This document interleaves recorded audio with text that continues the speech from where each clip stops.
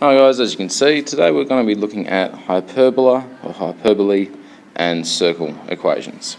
So the first one we're going to do is the equation x squared plus y to the power of 2 is equal to 4. Now guys, this is actually a circle equation. It's pretty hard to work out when it's in this form if you're just starting to look at it.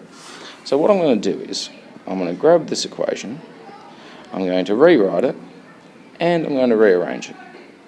So it was x squared plus y squared is equal to 4. If I rearrange this equation, it's going to look y squared is equal to 4 minus x squared. You can see how I've done that by taking away x both sides. And to make y the subject, I'd have to square root both sides, so y is equal to 4 minus x squared. Alright, so if I keep this as my new equation, it's going to be a bit easier to graph. So I'm going to first of all plot my points. Y, when x is minus 2 for instance, will be the square root of 4 take away minus 2 all squared. Now, most of you know that's going to be 0. So I can write 0 up in this box over there. For y is equal to, the value of y when x is equal to minus 1, I would write it as the square root of 4 minus 1 squared, or in brackets, minus 1 squared. Not that it really makes a difference. Now that's going to be the square root of 3. And if I pick up my calculator and I go the square root of 3, that's equal to about 1.7. So I'll write up in this box 1.7. I'll do the other ones quickly, and you can do that quite easily with a calculator. Y, when x is 0, is just going to be the square root of 4 by itself, so it's 2. Y, when x is 1, well, it's going to be the square root of 3 again, so it's going to be 1.7 all over again. Let's see a bit of a pattern. Y, when x is positive 2, well, that's going to be 4 take away 2 squared, all underneath the square root sign, so that's 0, the square root of 0. That's 0 again. So we can see there we've got a bit of a pattern. Has a crest at 2, then down again to 1.7, and then down again to 0. Now, if I go back to my graph, I can start plotting the points. Plot the first point, so the point is 0 minus 2, it's minus 2, 0, so it's over there. So I'll plot my point on the x-axis. The next point, minus 1 and up 1.7, so it's going to be about there. 1.7, oh yeah, that's about it. And 0, 2, 0, up 2, so right there. The next points will be 1.7, so that's going to be there. And the next point is 2, 0, that's over there. Now guys, if I was to draw a line or a curve around them like that, it's sort of what it would look like, more of a circle. Now you might have noticed, this is not actually a circle. This is what we call a semicircle.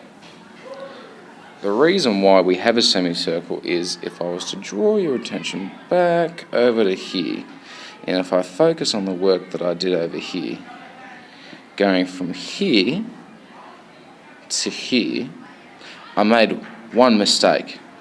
And that mistake was, because y is a variable, it could also be negative. So what I need to do, in front of this space here, is put a positive or minus. So we wind up with a number of extra points that we can plot.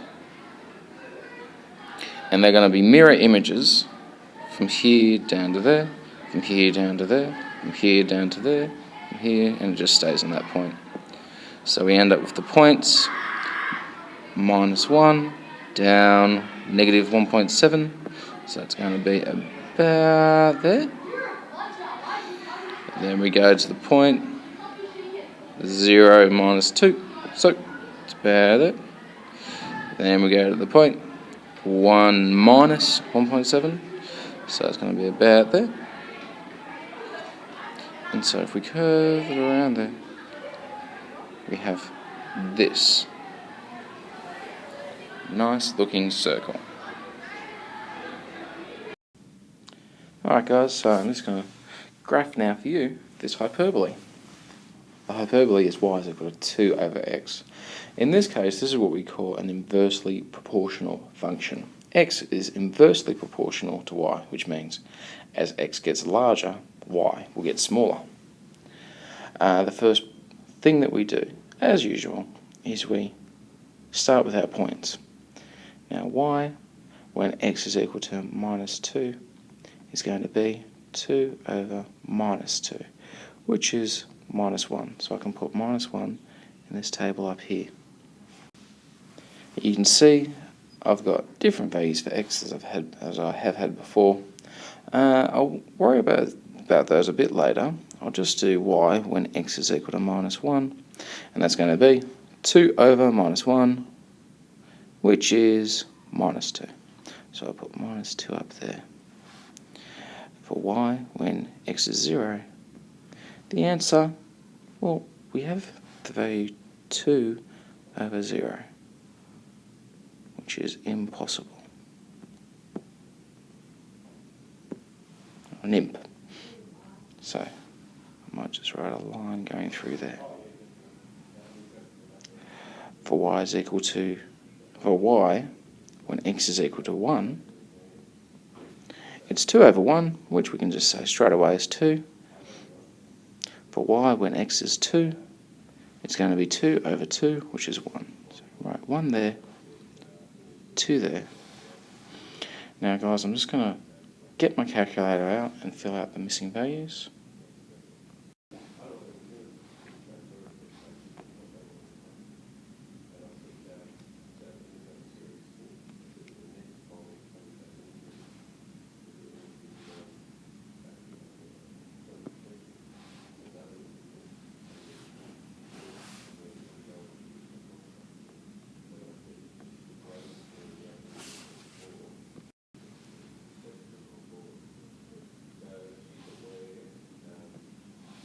Okay, so we're ready now to start plotting the points, and then we can get a bit of an idea about what the curve's going to look like. So, as usual, when we're going to start with this point, so when x is minus 2, y is minus 1, so it's the point over here.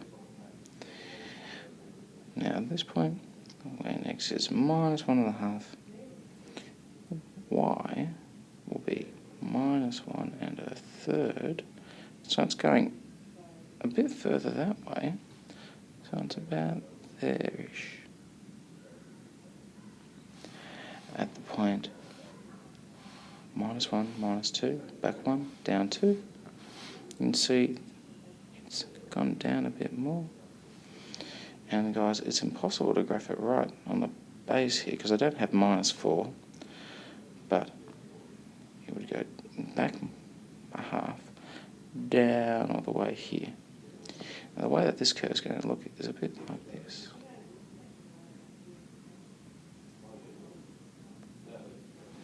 Now that's one part of the curve. This actually has two parts. The second part, which I can do pretty quickly. So 0, 0 doesn't exist. So there is no value for y when x is 0. When x is a half, we go up to 4, and we can do that there.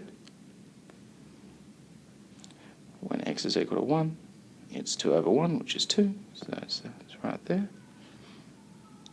When x is equal to 1.5, it's going to be about 1.33, so about there.